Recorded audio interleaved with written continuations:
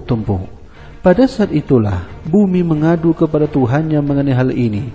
Maka Allah Subhanahu wa ta'ala menciptakan darinya umat-umat yang banyak sekali dengan berbagai rupa dan jenis yang berlainan.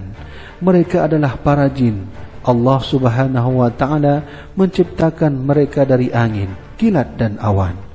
Mereka adalah makhluk yang bernafas dan bergerak. Mereka tersebar layaknya biji sawi karena jumlah mereka sangat banyak sehingga memenuhi tanah datar, gunung dan seluruh wilayah dunia ini. Mereka menghuni permukaan bumi ini dalam jangka waktu yang Allah Subhanahu wa ta'ala telah tentukan untuk mereka semua.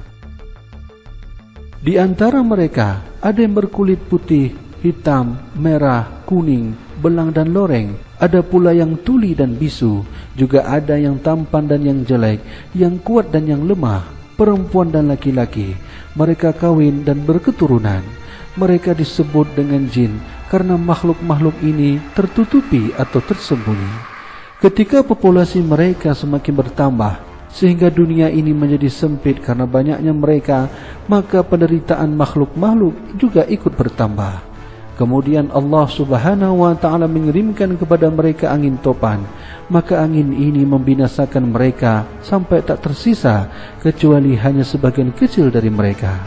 Para jin ini adalah makhluk pertama yang mendirikan bangunan rumah, membelah bebatuan dan memburu burung-burung dan binatang-binatang liar. Mereka bertahan hidup dengan cara itu bertahun-tahun lamanya. Kemudian mereka saling berselisih sampai saling membunuh satu sama lainnya. Peperangan mereka bukanlah dengan senjata, melainkan dengan cara menahan musuh di dalam rumah sampai mati kelaparan dan kehausan. Ketika kelakuan rusak mereka bertambah parah, maka Allah Subhanahu wa ta'ala mengirimkan kepada mereka sekelompok umat yang muncul dari laut. Badan mereka lebih besar dan menakjubkan daripada badan para jin. Mereka disebut dengan kaum bun. Maka kaum ini memerangi kaum jin sampai binasa dan tak tersisa dari mereka seorang pun. Kaum bun menghuni dunia ini selama 500 tahun. Mereka menguasai bumi setelah dikuasai oleh kaum jin. Kemudian mereka kawin dan mempunyai keturunan sampai jumlah mereka bertambah banyak dan memenuhi seluruh tempat di bumi ini.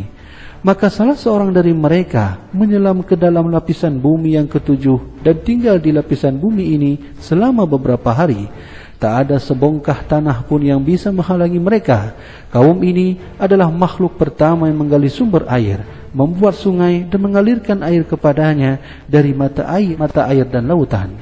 Mereka adalah orang-orang pertama yang membuat gerobak-gerobak dan jembatan-jembatan di atas sungai, menangkap ikan di laut dan berburu binatang-binatang liar di sarang-sarang sehingga binatang-binatang itu pun punah, tak tersisa baik yang berada di daratan maupun lautan. Maka binatang-binatang ini mengadu kepada Allah Subhanahu wa ta'ala mengenai mereka dan parahnya kerusakan yang mereka timbulkan. Maka Allah Subhanahu wa ta'ala menciptakan al-jan atau disebut kaum jin. Ibnu Abbas meriwayatkan Allah Subhanahu wa ta'ala menciptakan jin dari nyala api dan menciptakan malaikat dari cahaya yang terang benderang. Para malaikat ini beraneka ragam bentuknya. Di antaranya ada yang berbentuk seperti manusia. Di antara mereka ada segolongan malaikat yang menghuni langit, menghuni bumi, bertugas menjaga umat manusia dan memikul aras. Di antara malaikat-malaikat itu adalah Jibril, Mikail, Israfil dan Israel. Disebutkan dalam satu riwayat bahwa malaikat Israfil mempunyai sayap yang tak terhitung banyaknya. Allah Subhanahu wa ta'ala telah memberinya kekuatan dan kebesaran melebihi seluruh malaikat. Kabarnya Jibril alaihissalam terbang dalam bentuknya yang besar dengan segenap sayap-sayapnya sejauh 300 tahun, yaitu jarak antara hidung malaikat Israfil dan bibirnya. Tapi ia tidak sanggup mencapai jarak tersebut. Bersamaan hal itu, disebutkanlah bahwa malaikat yang paling besar bentuknya di antara sekian malaikat adalah malaikat yang bernama Ruh. Allah Subhanahu wa ta'ala berfirman, "Yauma yaqumur ruhu wal malaikatu shaffa." Pada hari ketika ruh dan para malaikat berdiri bersaf-saf. Disebutkan bahwa malaikat yang bernama Ruh ini berdiri dalam satu saf hanya sendirian karena sangat besarnya. Sedangkan para malaikat lainnya berdiri bersaf-saf, maka ukuran tubuh malaikat Ruh itu melebihi ukuran tubuh para malaikat karena amat besarnya. Adapun kisah seputar jan seperti mana yang telah kita sebutkan sebelumnya, Imam Ibnu Abbas meriwayatkan bahawa yang dimaksud dengan jan di sini adalah sekumpulan jin yang berjenis kelamin laki-laki. Mereka terbagi dalam beberapa jenis yang beraneka ragam. Di antara mereka ada kelompok umat yang bernama Nadhabur dan Nahamur. Umat-umat jin ini makan, minum dan melahirkan keturunan layaknya manusia. Di antara mereka ada yang mukmin, ada pula yang kafir. Kakek moyang mereka adalah iblis terkutuk. Menurut suatu riwayat bahwa Allah Subhanahu wa taala menjadikan para malaikat sebagai penduduk langit dan para jin sebagai penduduk bumi. Ketika binatang-binatang liar dan burung-burung merasa terganggu dengan tingkah laku jin dan bun, maka Allah Subhanahu wa taala menciptakan jan sebagaimana yang telah kami sebutkan sebelumnya.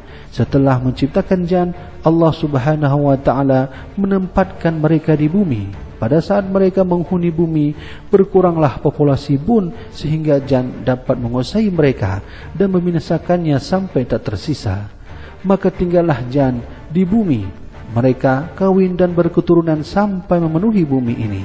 Kemudian timbullah perasaan iri hati dan dengki sehingga mendatangkan pertumpahan darah di antara mereka. Satu sama lain saling berbuat kekacauan. Lalu bumi mengadukan hal ini kepada Tuhannya. Maka pada saat itu Allah Subhanahu wa taala mengutus bala tentara kepada mereka yang beranggotakan para malaikat yang disertai oleh iblis bernama Azazil.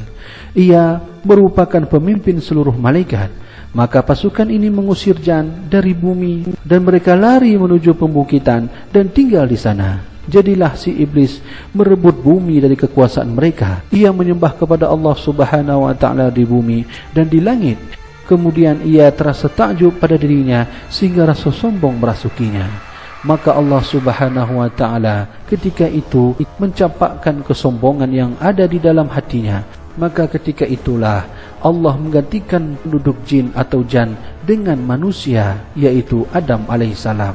Seperti mana yang telah difirmankan hal ini oleh Allah Subhanahu wa taala dalam surat Al-Baqarah ayat 30. Maka dari sinilah muncul pertama kali manusia diciptakan oleh Allah Subhanahu wa taala sebagai ganti daripada penduduk jan yang sebelumnya telah berada di bumi.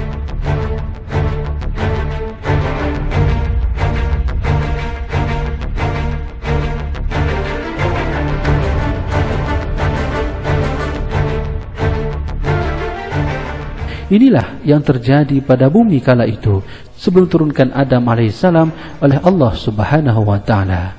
Apa yang telah kita dengar dari kisah ini yang dikutip oleh Imam Al-Hanafi di dalam kitab Badai' Az-Zuhur hanyalah Allah Subhanahu wa taala yang lebih mengetahui rincian dan apa yang terjadi pada saat itu.